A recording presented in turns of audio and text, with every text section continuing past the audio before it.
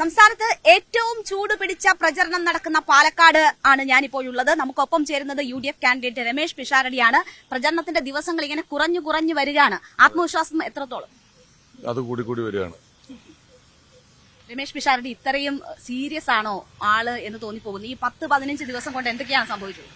15 ദിവസം കൊണ്ട് ഒന്നും സംഭവിച്ചിട്ടില്ല. ഞാൻ സീരിയസ് ആയെന്ന് അങ്ങനെ എന്റെ സ്വഭാവത്തിൽ പ്രത്യേകിച്ച് എന്തെങ്കിലും മാറ്റങ്ങൾ ഉണ്ടായിട്ട് ഒന്നുമില്ല. ഞാൻ പലപ്പോഴും പറഞ്ഞിട്ടുള്ളതുപോലെ ആളുകൾ എന്നെ കണ്ടിട്ടുള്ളത് എനിക്ക് പ്രതിഫലമായി പണം തന്നിട്ട് തമാശ പറയൂ എന്ന് പറഞ്ഞ് വിളിച്ചിട്ടുള്ള വേദികളിലായതുകൊണ്ട് ഞാൻ അല്ലാണ്ടിരിക്കുമ്പോഴും അങ്ങനെയാണെന്ന് വിചാരിച്ചതുകൊണ്ടുള്ള കുഴപ്പമേ ഉള്ളൂ. അല്ലാണ്ട് പെട്ടെന്നൊരു ദിവസം സ്വഭാവം മാറ്റുകയോ അങ്ങനെയൊന്നും ചെയ്തിട്ടില്ല. ഇങ്ങനെ തന്നെയായിരുന്നു പണ്ടുതൊട്ടെ. ഒരു സ്റ്റാൻഡപ്പ് കോമഡി ഒക്കെ പറയുമ്പോൾ നമുക്ക് ആ സ്പോട്ടിൽ പ്രതികരിക്കാനുള്ള കഴിവ് വേണം. അതേപോലെ തന്നെ രാഷ്ട്രീയ വിഷയങ്ങൾ ഇങ്ങനെ ഓരോ ദിവസവും മാറി വരുന്ന വിഷയങ്ങളാണ്. അവിടെയും പ്രതികരണം അത്രയും സൂക്ഷ്മതയോടുകൂടി നടത്തുന്നത് എങ്ങനെയാണ്? അത് അത്ര സൂക്ഷ്മതയുടെ വിഷയമല്ല ഇത്. നമ്മള് വിഷയത്തെ കുറിച്ചുള്ള അറിവുണ്ടായിരിക്കുക എന്നുള്ളതാണ് പ്രധാനം. വിഷയത്തെക്കുറിച്ച് നമുക്കറിയാമെങ്കിൽ കാര്യം നമുക്കറിയാവുന്നതുപോലെ പറഞ്ഞാൽ മതി. ഇത്ര സൂക്ഷ്മമായി അതിനെ നമ്മൾ പറയുക എന്ന് പറയുന്നതിന്റെ ആവശ്യകതകളൊന്നും ഉള്ളൊരു പ്രശ്നം ഇവിടെ ഉണ്ടായിട്ടില്ല. ഇന്നലെ സ്ഥാനാർത്ഥിയെ തടഞ്ഞ ഒരു വിഷയം ഉണ്ടായിട്ടുണ്ടല്ലോ. അപ്പോ ആ വിഷയം ഇന്നലെ കത്തിപ്പടരുകയാണ്. അപ്പൊ പ്രതികരണമൊക്കെ തേടുമ്പോൾ വളരെ പക്വതയോടുകൂടി ആ വിഷയത്തെ ഹാൻഡിൽ ചെയ്തു. അത് വലിയൊരു അക്സെപ്റ്റൻസ് ഉണ്ടാക്കി എന്നാണ് പൊതുവെ പറയുന്നത്. അത് എങ്ങനെയാണ് ആ വിഷയത്തെ ആ രീതിയിൽ സമീപിച്ചത്?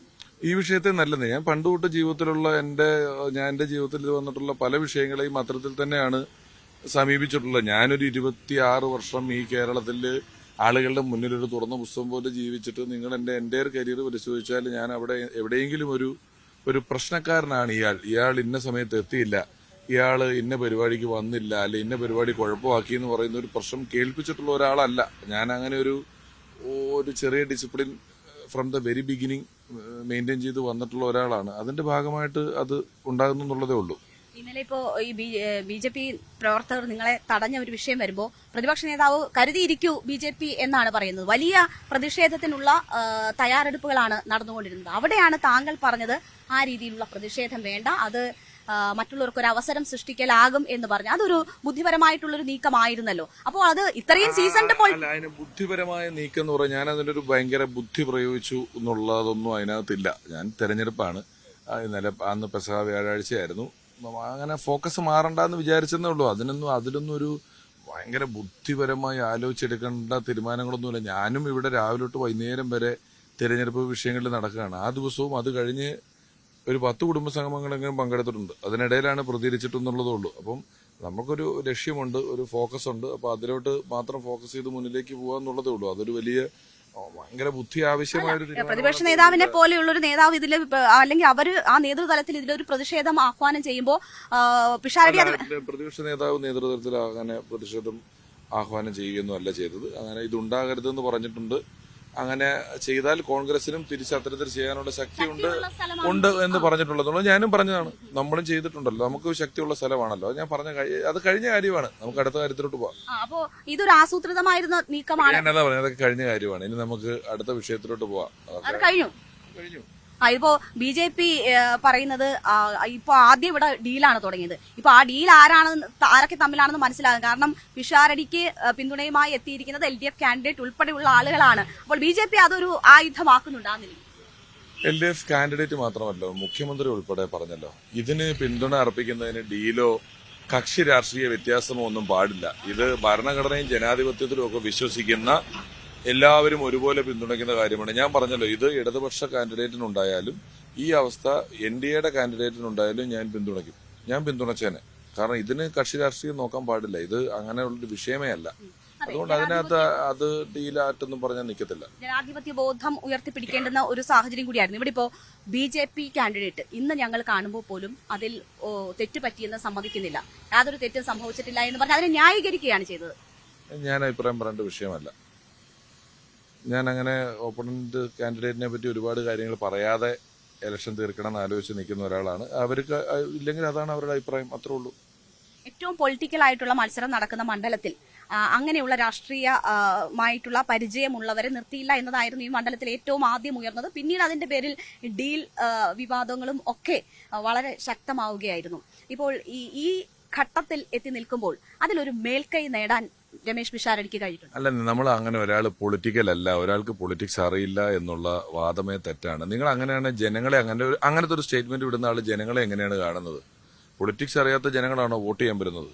ഇവിടെ ഭരണം മാറുന്നതും നിലനിൽക്കുന്നതും എല്ലാം അങ്ങനെയല്ലേ? അപ്പം ഈ പൊളിറ്റിക്കൽ പാർട്ടികളുടെ ശക്തി എന്ന് പറയുന്നത് ജനങ്ങളുടെ യുക്തിയാണ്. ആ യുക്തിക്കനുസരിച്ചുള്ള ശക്തിയാണ് എല്ലാ രാഷ്ട്രീയ പാർട്ടികൾക്കും ഉള്ളൂ. അങ്ങനെ ചിന്തിക്കുമ്പോൾ എനിക്ക് പൊളിറ്റിക്സ് അറിയില്ല, അല്ലെ ഞാൻ ഒട്ടും പൊളിറ്റിക്കൽ അല്ല എന്നൊക്കെ പറയുന്നതിന് ഇവരെനിക്ക് ഒരു എക്സാം ഇടുകയോ ഇതിനെന്തെങ്കിലും പരീക്ഷണം നടത്തുകയോ ഒന്നും ചെയ്തിട്ടല്ലല്ലോ അങ്ങനെ ആരും ഒരു സ്റ്റേറ്റ്മെന്റ് പറയുന്നത്. ഇവിടെ കേരളത്തിനെ സംബന്ധിച്ചിടത്തോളം കേരളത്തിന്റെ ചായക്കടകളിലെ സാധാരണ സംസാരങ്ങളിൽ പോലും ഇന്റർനാഷണൽ പൊളിറ്റിക്സ് വിഷയമാകുന്ന ഒരു സമ്പ്രദായം വർഷങ്ങൾ മുമ്പേ ഉണ്ട്. ആ ലെവലിൽ രാഷ്ട്രീയ ബോധ്യമുള്ള ആളുകൾ താമസിക്കുന്ന ഒരു സ്ഥലം തന്നെയാണ് കേരളം. അതുകൊണ്ട് ഒരാൾക്ക് പൊളിറ്റിക്കലായിട്ട് അറിവില്ല, അയാൾ പൊളിറ്റിക്സ് ഇല്ല എന്നൊക്കെ പറയുന്ന സ്റ്റേറ്റ്മെന്റുകൾ തന്നെ ഒരു അരാഷ്ട്രീയവാദമാണ്. ഇവിടിപ്പോ എല്ലാത്തിലും സൂക്ഷ്മതയോടുകൂടിയാണ് മറുപടി. ഞാൻ ഇപ്പൊ ചോദിച്ച ചോദ്യങ്ങളിലെല്ലാം ആ സൂക്ഷ്മതയുണ്ട്. പക്ഷെ ആ പിഷാരടി സൂക്ഷ്മതയല്ല, അങ്ങനെയാണ് ഞാനൊരു ബോധപൂർവ്വ സൂക്ഷ്മത ഉണ്ടാക്കുന്നതല്ല. അങ്ങനെ അതാണ് അതിന്റെ മറുപടി എന്നുള്ളത് കൊണ്ടാണ്. നിങ്ങൾ എന്നോട് ഒന്നും എത്രയെന്ന് ചോദിച്ചാൽ ഞാൻ 2 എന്ന് പറയും. അതിന് വലിയ സൂക്ഷ്മതയുടെ വിഷയമൊന്നുമില്ല, അത് 2ആണ്. ഓക്കെ.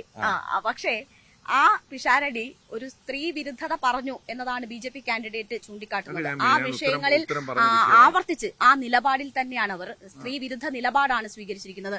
ആ വിഷയങ്ങൾ ലൈംഗിക ആരോപണ വിഷയങ്ങളുമായി ബന്ധപ്പെട്ടുള്ള ചോദ്യങ്ങൾ വരുമ്പോൾ സൂക്ഷ്മതയല്ല എന്ന് പറയുമ്പോൾ അത് രമേശ് പിഷാരടിയുടെ നിലപാടാണോ? അതിൽ കുറച്ചുകൂടി വ്യക്തത വരുത്തേണ്ടതില്ലേ? വ്യക്തത വരുത്തിയിട്ടുണ്ട്. ഞാൻ പറഞ്ഞതെല്ലാം എന്റെ എല്ലാ സ്റ്റേറ്റ്മെന്റുകളും പബ്ലിക് ഡൊമൈനിലുണ്ട്, നിങ്ങൾ നോക്കിക്കോളൂ.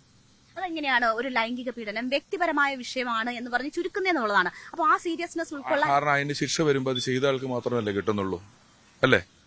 അത് അയാൾ ചെയ്തതുകൊണ്ടല്ലേ അയാൾക്ക് അതിന്റെ ശിക്ഷ കിട്ടുന്നത്, അല്ലേ? അപ്പൊ അല്ലാതെ ഒരു ബാക്കി എല്ലാവർക്കും എന്താണ് ചെയ്യാൻ പറ്റുക? അതിനകത്ത് ഉത്തരം പറഞ്ഞു കഴിഞ്ഞതാണ്. പ്രതികരിക്കേണ്ടതല്ലെന്നല്ല പറഞ്ഞത്, എന്റെ പ്രതികരണമാണ് ഞാൻ പറഞ്ഞത്. എന്റെ പ്രതികരണമാണ് പറഞ്ഞത്. തെറ്റ് ചെയ്ത ആളുകൾ ശിക്ഷിക്കപ്പെടട്ടെ, ഇരയ്ക്ക് നീതി കിട്ടട്ടെ എന്ന് തന്നെയാണ് പറഞ്ഞിട്ടുള്ളത്. പക്ഷെ അത് പൊതുസമൂഹത്തിനിടയിൽ ഒരു സംശയം വരുത്തിയിട്ടുണ്ട്. പക്ഷെ നോക്കൂ, ഈ രാഹുൽ മാങ്കൂട്ടത്തിൽ വിഷയമായാലും പ്രക്ഷോഭിന്റെ വിഷയമായാലും പാർട്ടി കൃത്യമായ നിലപാടെടുത്തിട്ടുണ്ട്. ശക്തമായ നിലപാടെടുത്ത് പാർട്ടിക്ക് പുറത്തു നിർത്തിയ വ്യക്തികളാണ്. അതിൽ കുറച്ചുകൂടി ബോൾഡ് ആയിട്ടൊരു നിലപാട് പറയുന്നതിന് രമേശ് പിഷാരടിക്ക് തടസ്സമാകുന്ന ഘടകം എന്താണ് ബോൾഡായിട്ടുള്ള നിലപാട്? നിങ്ങളായിരുന്നു എന്റെ സ്ഥാനത്തെങ്കിലും പറയുന്ന ബോൾഡായിട്ടുള്ള നിലപാട് എന്താണ്?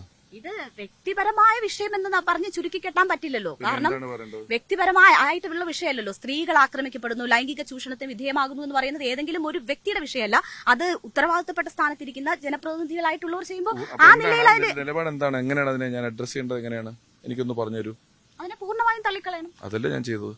പൂർണ്ണമായും തള്ളിക്കളയുന്നു. അതല്ലേ ഞാൻ ചെയ്തത്? തെറ്റ് കിട്ടിയ ആൾക്ക് ശിക്ഷ കിട്ടണം, അതല്ലേ ഇവിടുത്തെ നിയമ സംവിധാനം. അതും തെറ്റ് ചെയ്ത ആൾക്ക് ശിക്ഷ ലഭിക്കണം, ഇരയ്ക്ക് നീതി കിട്ടണം എന്ന് പറയുന്നതല്ലേ നമുക്ക് പറയാൻ പറ്റുള്ളൂ. ഞാൻ തള്ളിക്കളയണം എന്ന് പറഞ്ഞാൽ രാഹുൽ മാങ്കൂട്ടത്തിൽ വിഷയമായാലും മറ്റു വിഷയങ്ങളായാലും പൂർണ്ണമായും അങ്ങനെ ഒരു നിലപാട് സ്വീകരിക്കുന്നില്ല. എങ്ങനെ ഒരു നിലപാട്? പൂർണ്ണമായും തള്ളിക്കളഞ്ഞുകൊണ്ടുള്ള ഒരു നിലപാട്.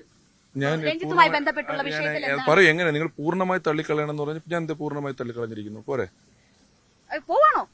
പോലെ ഞാൻ കഴിഞ്ഞു നിർത്തും. പറഞ്ഞു, നിങ്ങൾക്ക് ഉത്തരവില്ലാത്ത ചോദ്യമാണ്, അതുകൊണ്ടാ പറഞ്ഞത്. നമുക്ക് അതിന്റെ എനിക്ക് പ്രചരണത്തിന് പോകണം, അതുകൊണ്ടാണ്. അപ്പോ ഇപ്പോഴത്തെ സാഹചര്യത്തിൽ ഇപ്പോ സുഹൃത്തുക്കൾ ഉൾപ്പെടെ ഉള്ളവർ വന്ന് പ്രചരണത്തിന് വലിയ രീതിയിൽ വേദി ഒരുക്കുന്ന കണ്ടു. എല്ലാവരും 20 വർഷത്തെ പരിചയമുള്ള താരങ്ങൾ ഉൾപ്പെടെ ഉള്ളവരാണ് എത്തിയത്. അപ്പൊ ആ പിന്തുണയൊക്കെ എങ്ങനെയാ കാണുന്നത്? അതൊക്കെ ഒരു സ്നേഹമായിട്ട് തന്നെ കാണുന്നു. വലിയ സ്നേഹമാണ്. സമയമായി, പോയിട്ട് വരാം. വളരെ നന്ദി. ഭാര്യയെ ട്രോളർമാർക്ക് തീറ്റയാക്കുന്നില്ല എന്ന് പറഞ്ഞ് ട്രോളുകയായിരുന്നു യഥാർത്ഥത്തിൽ പിഷാരടി. ആയിരുന്നു.